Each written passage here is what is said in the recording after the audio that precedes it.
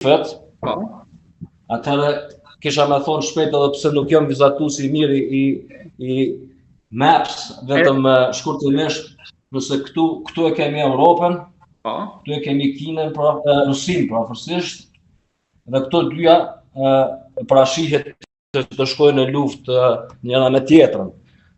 Dhe problemi qëndron se Amerika këtu, edhe Kina parafërsisht që i bie nga ana tjetër afër këtu, janë kompetitor kryesor në mes vete, dhe Amerika është dhe përcaktuar të bëjë ballë Kinës në sistemin ndërkombëtar, që të influencoj kush fuqi më shumë.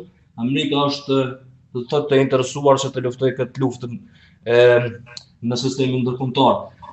Dhe çka ka bërë Amerika këtu në Amerikën Latine, diku në Venezuela, e cila përmban, nëse shifet,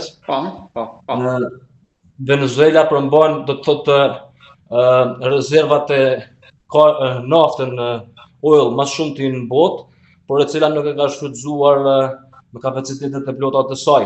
Dhe mbi 70-80% të kësaj energjie e ka marrë Kina, e cila ka zhvilluar do të thotë ekonominë e vet. Ndërsa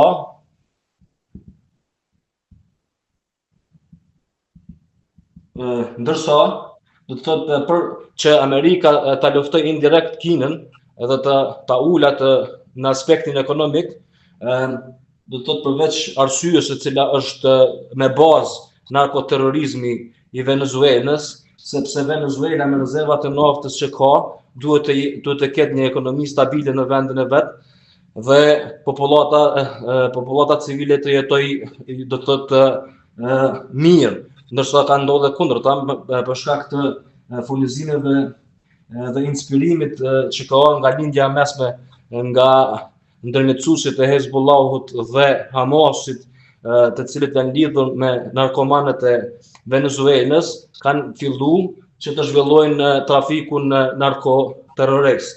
Dhe për këtë arsye Amerika ka ndërhyrë. Po ashtu në të njëjtën kohë do të përdorë të gjitha rezervat e naftës kundër Kinës. Dhe tani kemi parë së fundmi. Pra i hoqi prizën ekonomisë së Kinës. I hoqi prizën ekonomisë së Kinës. Po, do thotë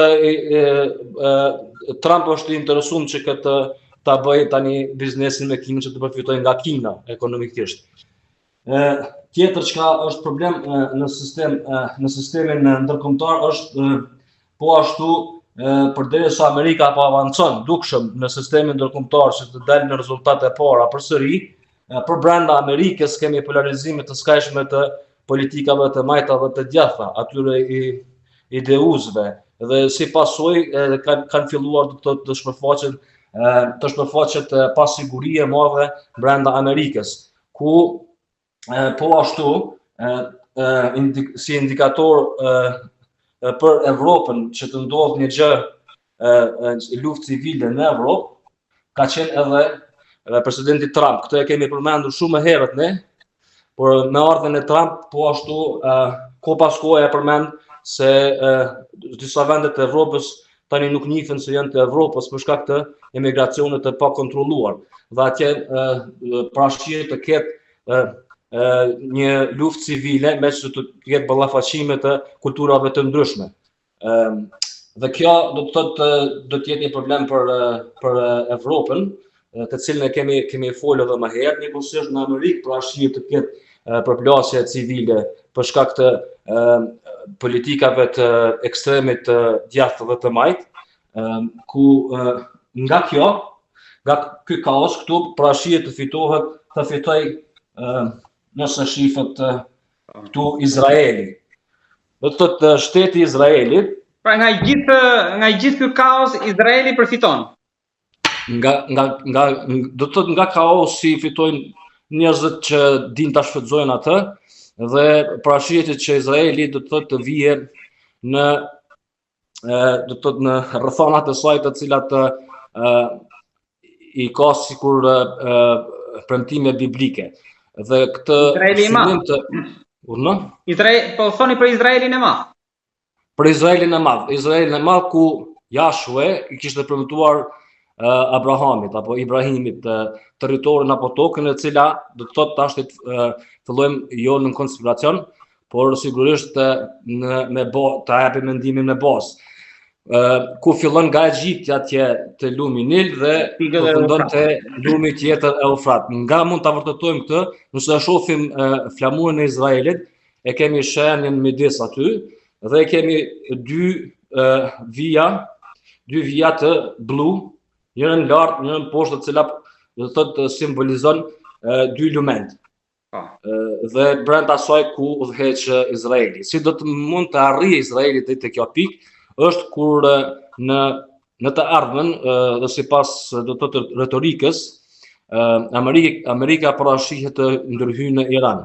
Me që edhe atje kemi protesta tani, thirrje nga populli që të ndërhyjë një forcë jashtme. Amerika dhe Trump e kemi parë se ka thënë se nëse fillon dhe qeveria gjuan shtjerë me armë mbi popullatën civile, amerikanët do të shtjerin me armë kundër tyre. Dhe parashihet që amerikanët të futen në Iran dhe të ketë një luftë të fortë, të rrezikshme brenda. Më falni, si e parashikonin ndërhyrjen tani në Iran? Se ndërhyrja e parë vitin e kaluar ishte tek baza, tek mali i famshëm i prodhimit të energjisë nukleare, po tani si e parashikonin ndërhyrjen? Ndoshta duhet të jenë mjaft sigur që do bjerë regjimi, sepse pak ditë më parë kishim lajme që edhe Khamenei po tenton, po përgatit arratisjen për Rusi, atë që refuzoi Maduro, ndoshta ai mund ta pranoj. Po, e vërteta është se do të thotë edhe Trump vetë si president ka bërë të ditur se shtetet e tjera mund të kenë fatin e Venezuelës, ku diktati bisedon në shtete si Kuba dhe Irani, sidomos për Iranin ka një konsistencë të retorikës amerikane gjatë shumë viteve dhe kjo parashtrihet që amerikanët tani jo vetëm të ketë gjuajtje nga ajri, por të futen ushtarakisht me komsori.